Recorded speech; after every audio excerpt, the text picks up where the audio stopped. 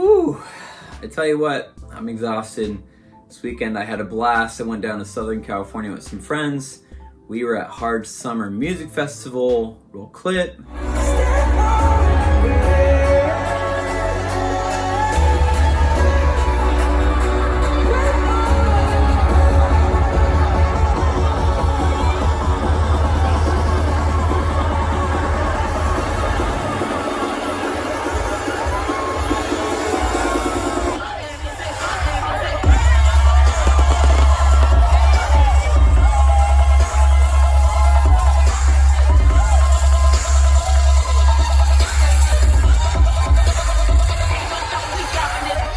And I got to give a shout out to Insomniac. You know, they pulled it off this year.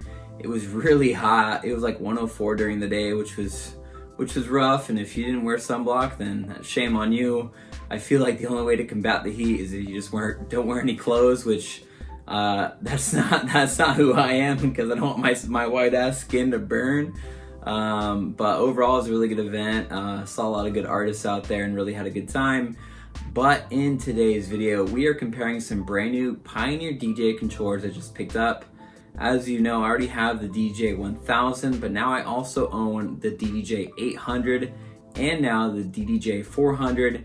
In this video, I'm going to kind of compare some of my favorite features on each one and then give my breakdown at the very end. So if you're trying to pick a new Pioneer controller that's best for you, you need to watch this video. Let's get it. All right, the UPS guy just dropped this off. I was so excited to open it. This is the 800, which I was waiting a couple weeks to get. Just got the box right there. My room is still messy from the trip. I'll clean it up eventually, but I really wanted to get this video out. And here you are, the three controllers side by side. Here you have the 1000, the 800, and the 400.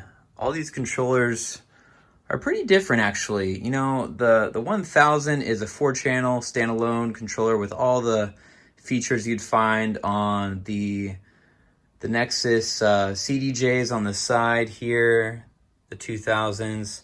Also, you got like the 900 mixer here in the middle with your color effects, your beat effects.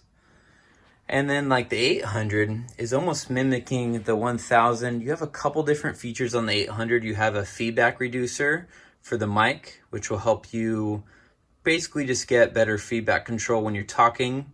Also, this one has an auxiliary port in the back with RCA, which is kind of cool. And you have that little option right here.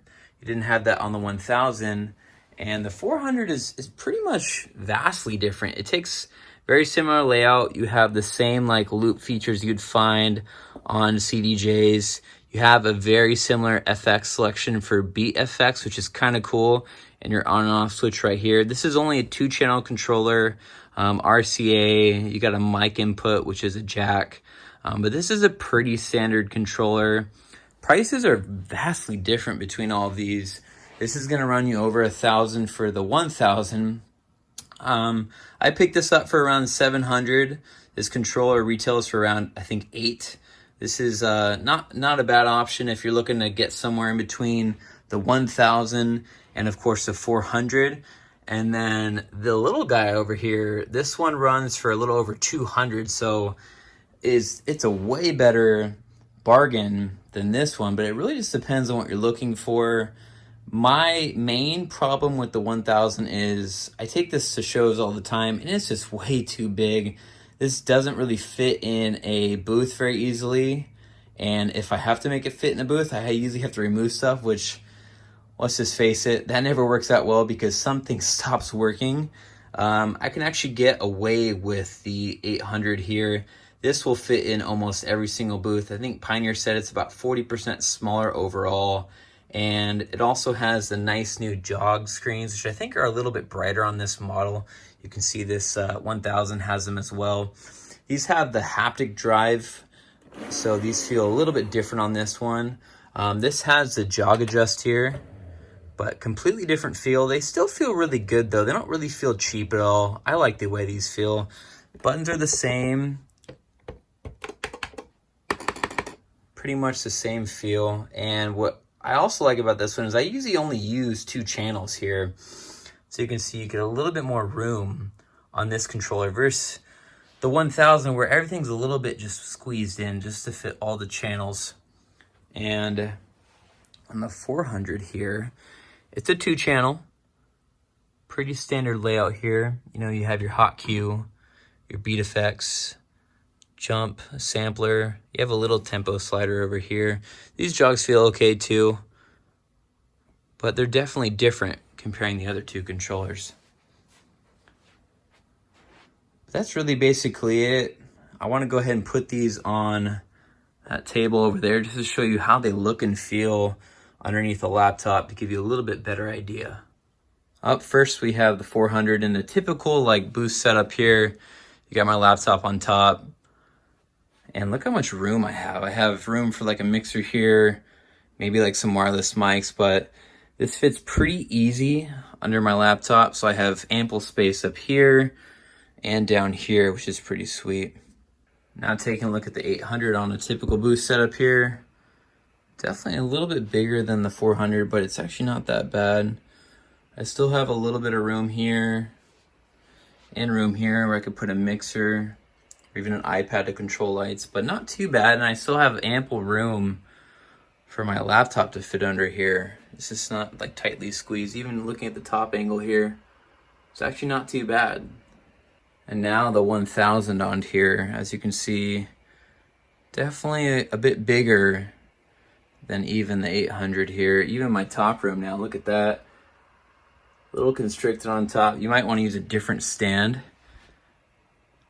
to combat that, but it's not too bad. I mean, if you had to use the 1000, it is a fantastic controller. I've had 0 issues with it, and it's just been really great to me. It's worth the price. You get a little bit more bang for your buck here. It just really depends on what you're looking for. And here's all the cases of these controllers. Got the 400, 800, the 1000, and I just can't believe how small the 400 is when compared to the other 2 controllers. It's really compact, and I really want to know which controller you guys are interested in. You know, the 400 is really good if you want some of the features of the other 2 controllers, but in a much more affordable package. It's also the most compact controller. I have used it at clubs. It works just fine. You know, if you're in a pinch and need a backup controller, this is a good backup unit right here. Great to take on the go. And if you're just starting out DJing and you want to learn how to use Pioneer controllers and get used to Rekordbox DJ, this is definitely worth it. Now, if you want a little bit more out of your controller, you might want to consider getting the 800. This has even more features than the 400. And the price of what you get in this controller is fantastic. It's a compact unit. It doesn't have the same look and feel as maybe the 1000 does, which has a little bit more of a premium feel in my opinion. They're very similar in nature, but this one, just for the size and what it can do, just feels a little bit different, I would say. But I'm actually going to be trying out all 3 of these more.